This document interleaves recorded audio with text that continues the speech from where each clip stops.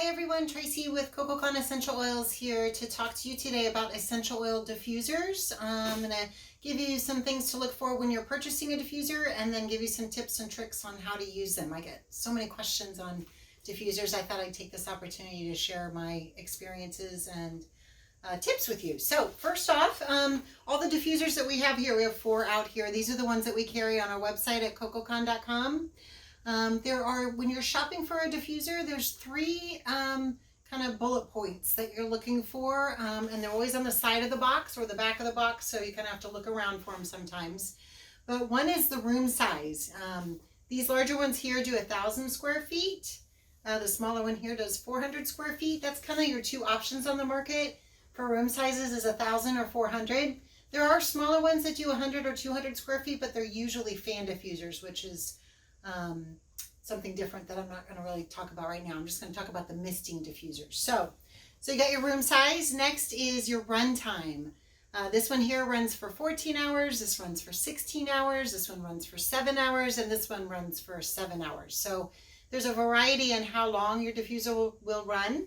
There's also some intermittent options. So if you want your diffuser to run and rest and run and rest, that's something else out there on the market too.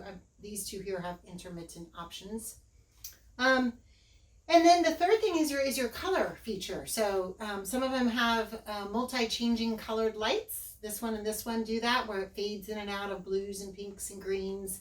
You can stop it on a color. You can have no color. You can have just clear color. And then this one here does clear only with different levels. So you can have a brighter clear or a softer clear. And this one does a little soft color through the top too. One final difference is most of your big ones, all the ones that I've seen that do 1,000 square feet are all electric plug-ins. These smaller units that do 400 square feet, not all of them, but most of them will have a USB plug-in. So you can plug it into your phone charger or your computer. These are awesome to travel with or even use in your car. So that's kind of what you're looking for when you're buying a diffuser. Now I'm going to talk to you about how to use your diffuser most effectively. So first off, most of them that are bigger like this, especially the ones that do 1,000 square feet, the top piece comes off. So you have like your art piece that comes off, and then on the inside you have your inner workings where the water goes and the oil goes. I'm going to just turn this off so I can show you guys the inside.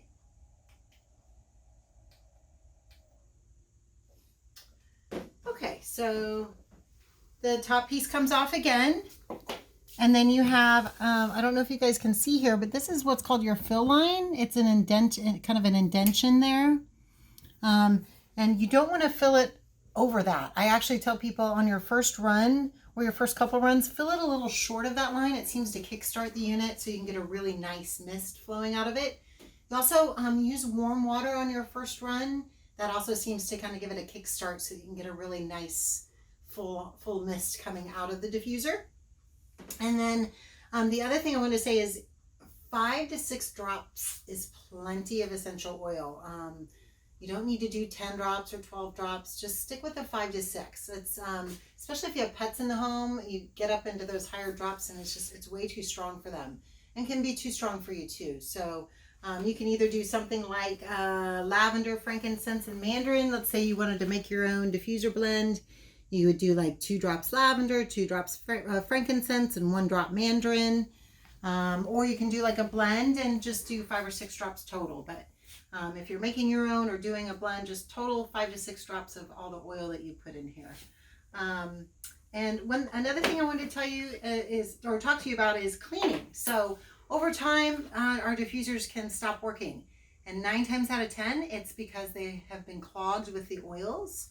So I'm going to show you guys how you can